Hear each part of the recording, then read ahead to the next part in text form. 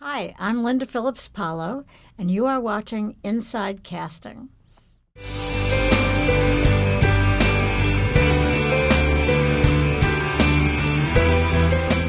Tell us how you got into casting. Okay, you want to know about the journey from Buffalo. I already had a career in theater in Buffalo. I had a master's degree in theater arts from the University of Buffalo. And I just decided one day I really had to go to California if I was going to do anything. So I moved to California. I came to LA briefly, and I looked at it and I said, this is too big. So I went up to San Francisco, and I did this little thing, like I signed up at a temporary agency called Star Personnel, because why not? And they told me I was overqualified because I could type really fast. I had worked my way through college as a secretary for student activities. And they said, but you can't take that. Shorthand was the thing of the time. So I said, okay, and I threw their card out. And the next week, I got a phone call, and the woman was shrieking. And she goes, Francis Coppola, they just called our agency, and they need a secretary with a master's degree. So I was the only one in town. So there it was. I got the job, and it was starting a film school for Francis's son because he had been in the Philippines on Apocalypse Now for so long he didn't want to go back to school. So they built him a film school. And after that, I just kept moving around until I got into the casting department. And voila, it was a big casting department. It had Jennifer Shull, who used to be head of Columbia Talent. It had Jane Jenkins, Janet Hershenson, April Webster, Alita Chappelle, me, Nancy Foy. And I mean, it was and we sit around and talk about the movies and make lists of people. And so then I was in casting. But I'd had a background, before in it. What was the first movie you cast for them? Good question. I did as an assistant and an associate when we started at the Outsiders and stuff like that, but I did Frances Farmer, but it was a movie called Frances, but that was on the lot. It wasn't being directed by Frances. It was the Frances Farmer story. So I worked on that and just kept moving up. Is the casting process different today than when you started out? Totally different. We used to have one-on-one interaction all the time with the actors and with the agents. And the agents would come by and they'd talk to us about the actors, and then we'd call the actors in. And we'd have like general meetings.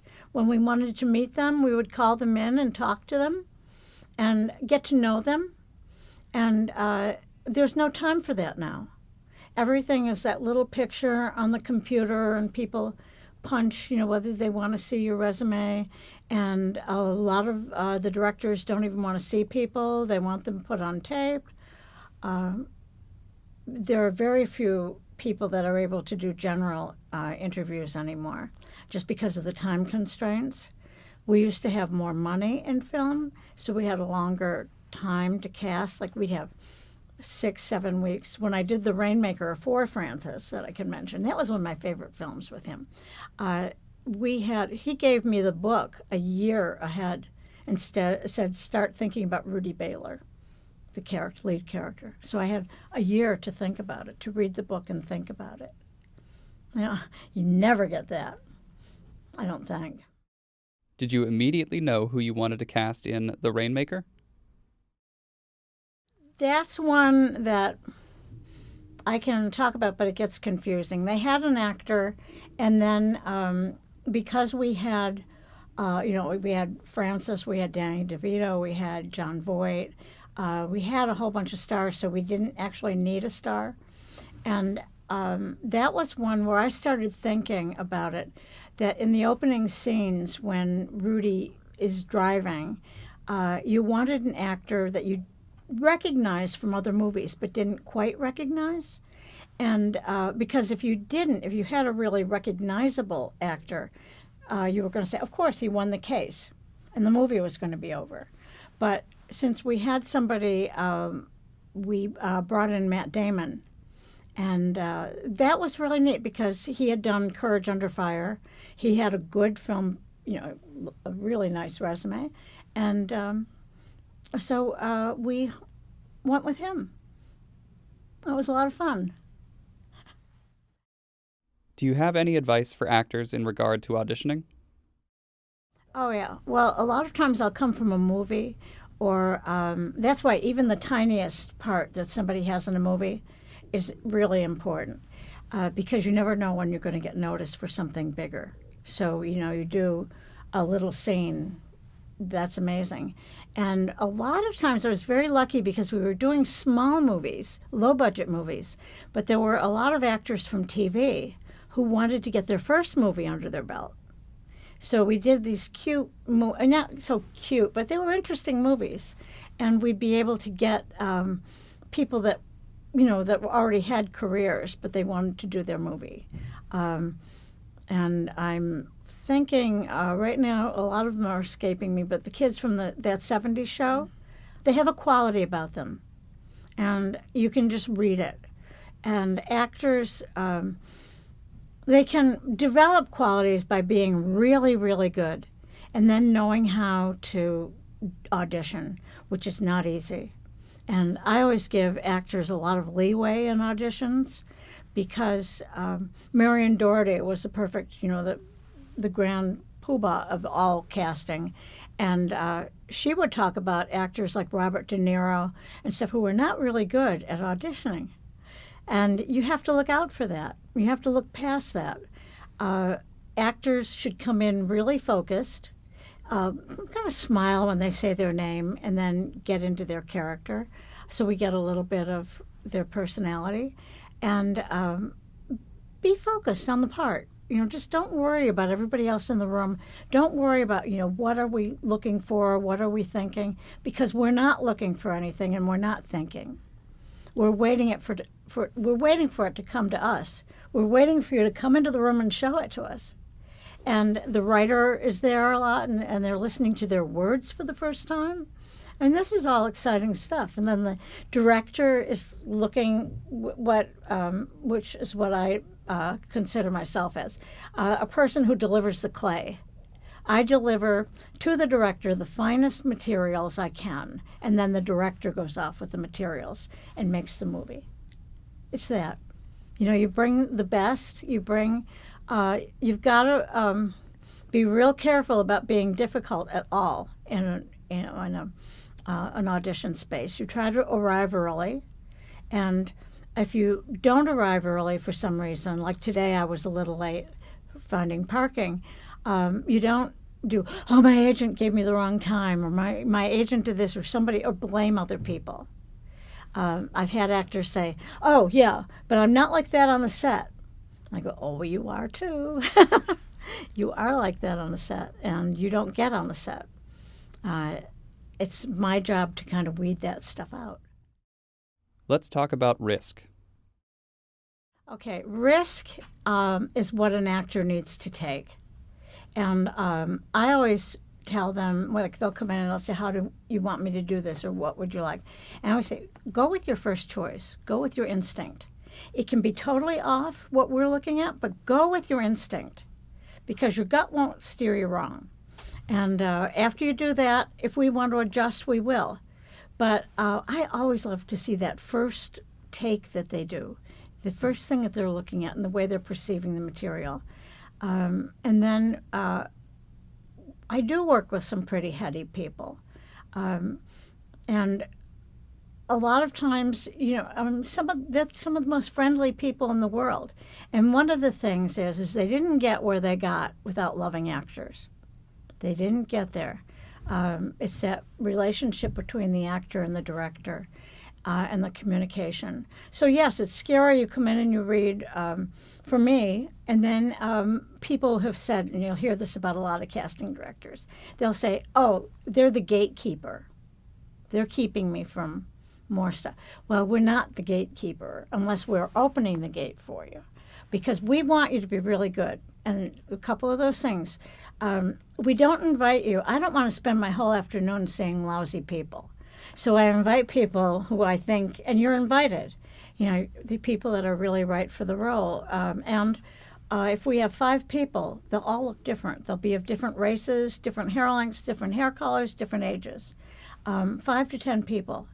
And then show the director a variety and a way that he or she might not have thought before.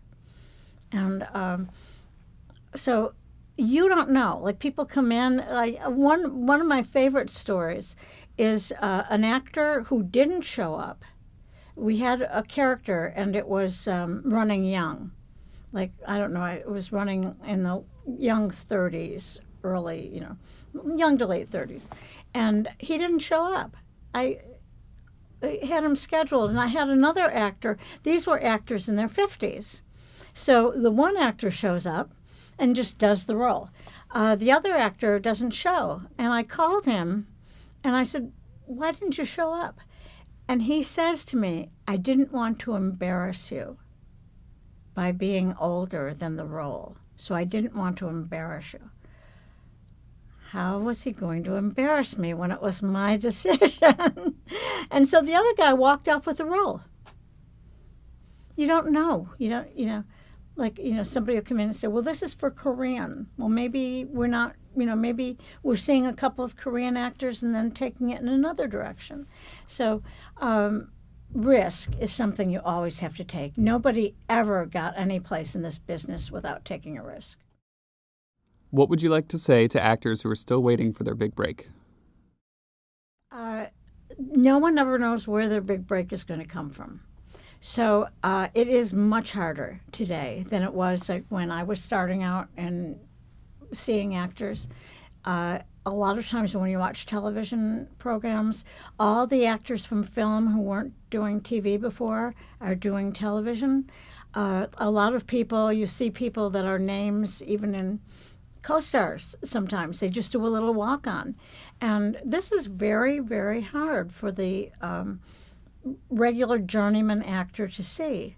They've studied, they've studied hard, they've worked hard, and they deserve something for it. And the numbers are definitely increasing. There are 2 ways or 3 ways of getting around that. One is to go out of town. Go to Louisiana, go to Atlanta, go to Wilmington. That's where a lot of the films are being shot and where a lot of the jobs are. And you'll see that in a lot of interviews.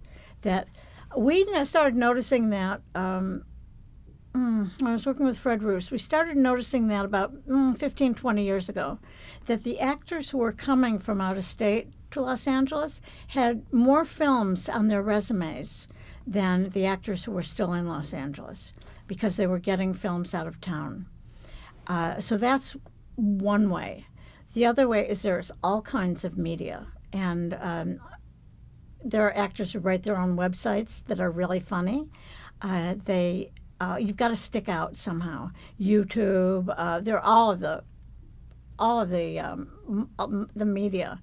It's just every place. And you don't want to stick out in a bad way. So make sure you don't put like something real goofy, not wanted, that stays online. Make sure you're not making fun of people in the industry. And, like, you don't want to play, if you're looking for an agent, you don't want to play a nasty agent on a show, on a show that you're creating. It just figures. All that computer stuff, the breakdowns come in now on the computer, and it's a tendency to push those buttons. And we still take, in our office, we still take more time. We watch their videos that are posted. We turn around, we look at the resumes, we look at who they're studying with. Who you're studying with is very important, and you should always be studying. Sometimes you can't afford to study. You're between classes just because the money runs out. The classes are expensive. It's not expensive to get a group of 6 people together and pull sides off of the internet and cold read together. That's not expensive. It's keeping your thing sharp. People who sing keep their voice sharp with exercises. So you've always got to be doing something. Will you bring in actors who are considered developmental? There are a couple of quick things I can tell you. One is yes, because everybody has to start someplace. And if you've done, if you're studying, I worked with Alan Zweibel once, who's a comedian. He was one of the first people that started Saturday Night Live. And he worked as a comedian and he works as a writer. And we were talking about resumes. And what you do is you write your resume and you put film/TV or film/television and in capital letters, and you leave it blank. And I always see that. And then you put your theater, which we want to see theater, and everybody should have done theater. That theater doesn't keep people locked out in any way. And then maybe a web series or something that you're doing and people you're studying with.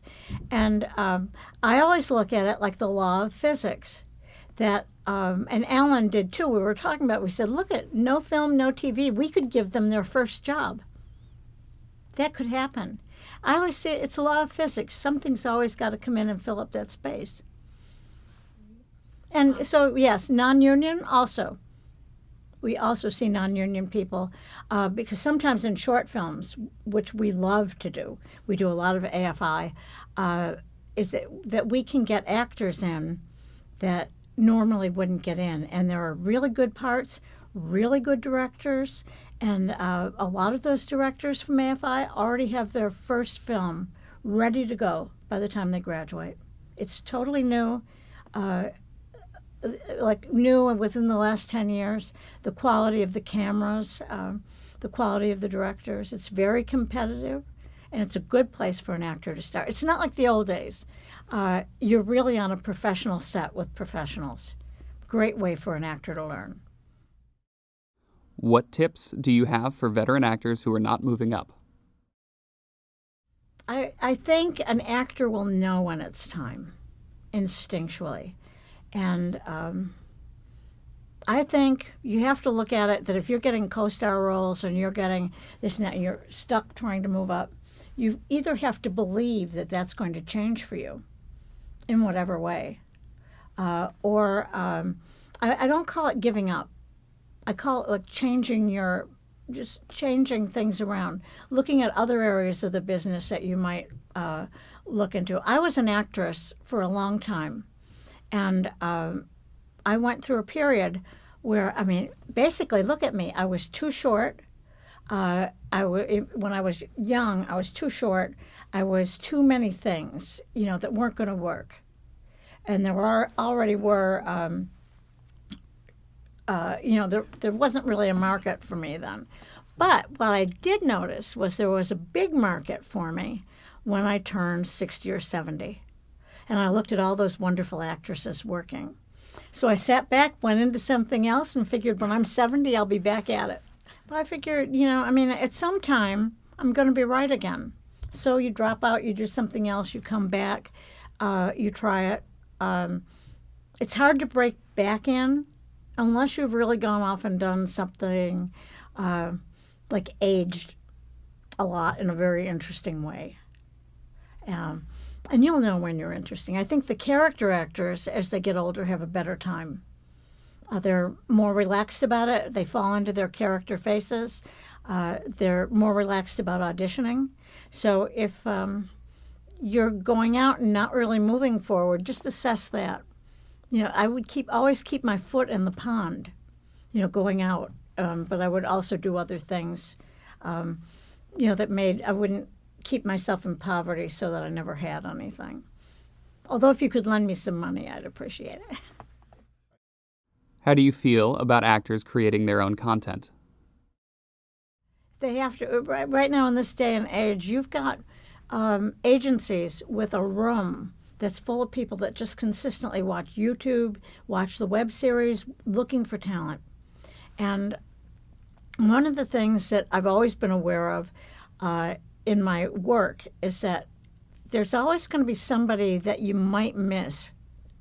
And I'm real, that's where I get real competitive. I don't want to miss anybody. So I just continually watch everything. And see if I can't use them, maybe one of my other casting friends can use them.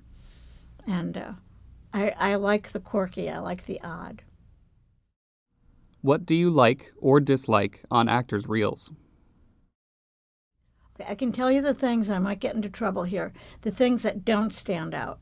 And those are the self-made taped scenes. You never have the lighting right. It always looks like a taped self-made scene.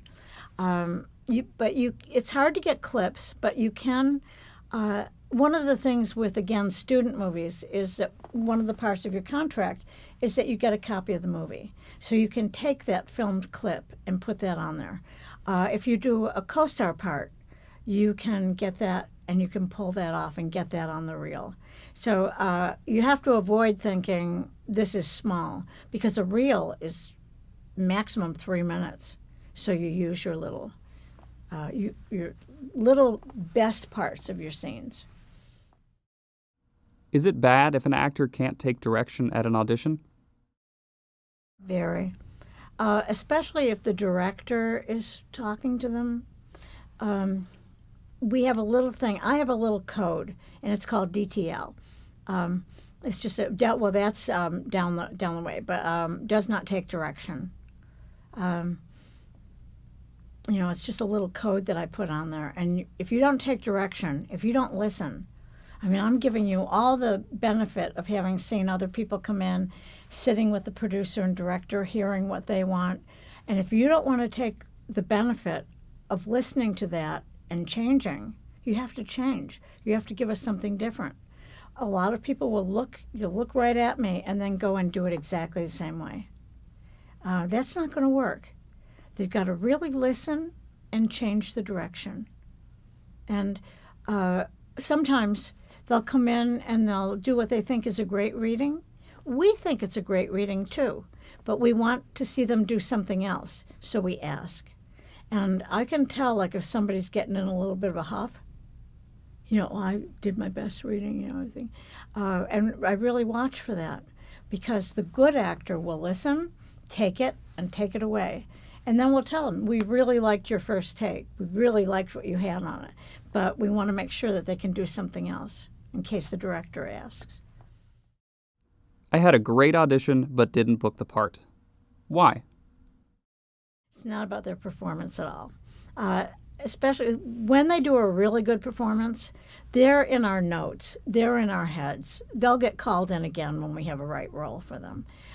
We don't have the control. The casting directors don't have the control that people kind of think we have.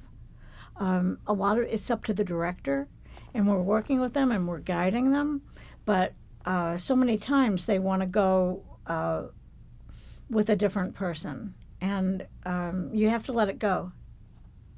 A couple of actors I know of from New York came in and did the best readings that were available.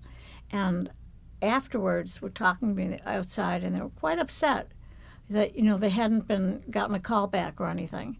Now those actors are starring on series. They were really good. It just wasn't for that. And you have to just say, see, that's part of your job, the audition. You go in and you say, I did a great audition. And that's all you have to do, because you can't control any of the other things. How can actors get on your radar? I'm a postcard person. I don't like to get overwhelmed by postcards, but if somebody's doing a show or something and they want to let me know, that's always good. Emails, a lot of casting directors love them, and that's all they go by. I have, they might have somebody sorting all those emails. I have the things that come down in the long roll that I've got to go through myself, and I just don't have time for it because I'm missing other emails that where people are trying to get in touch with me. It's just overwhelming. So other ways they can get on my radar are an interesting thing. If you're doing comedy and you're really funny, go out and do stand-up open mics.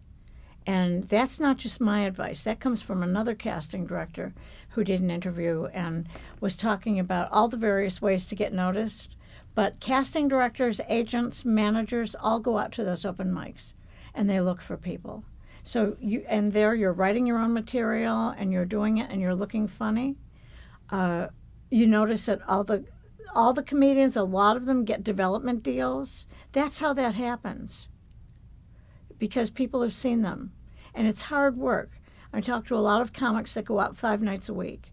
It's not an easy beast, and it's hard work. And you might go out 5 nights a week and not get noticed by anybody. But there's that one night you go out and you just got somebody in the audience who is like really riding with you, just going your whole way. Can you tell the difference between a bad actor and a good actor having a bad day? If it's a bad actor, just a really bad actor, if it's a bad actor and I know they're not going to listen, I don't say anything. I just let it go.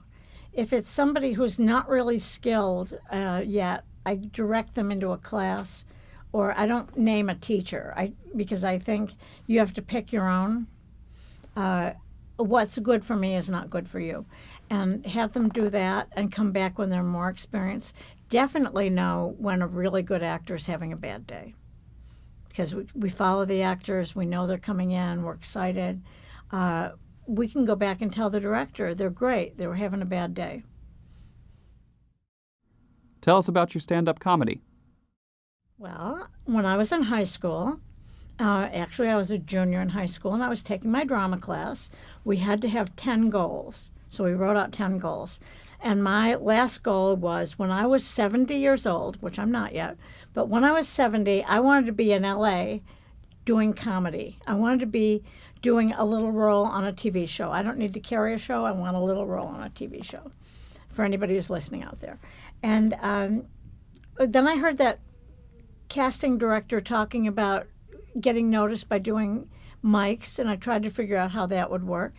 And just always trying to figure out how it worked in, because my drama teacher had told me, I hope you have something figured out between now and turning 70. I hope you have some things figured out that you're going to do. And as I started getting older, I started getting shorter. I started getting quirkier, and I was funny. So I took a class in improv and started building a routine out of that. And now I'm playing clubs. I love it. The first night I ever went up, I have no fear. I have no fear anymore about this, because I feel like it was my goal then, and I was fulfilling the last goal on my list. So what I did was I stepped out on that stage of the improv. One foot got down, I had fulfilled the goal. Second part was I did a little tap on the mic, and then I had totally fulfilled the goal. And the words came to me, which were the right introduction words. I was using all the wrong words, but the words came to me that were funny, and it smoothed my way right into my routine, because it had them laughing right away. And then you've got the audience with you.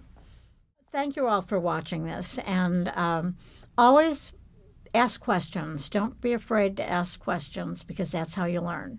So keep it up, keep your curiosity up, and my best luck to all of you.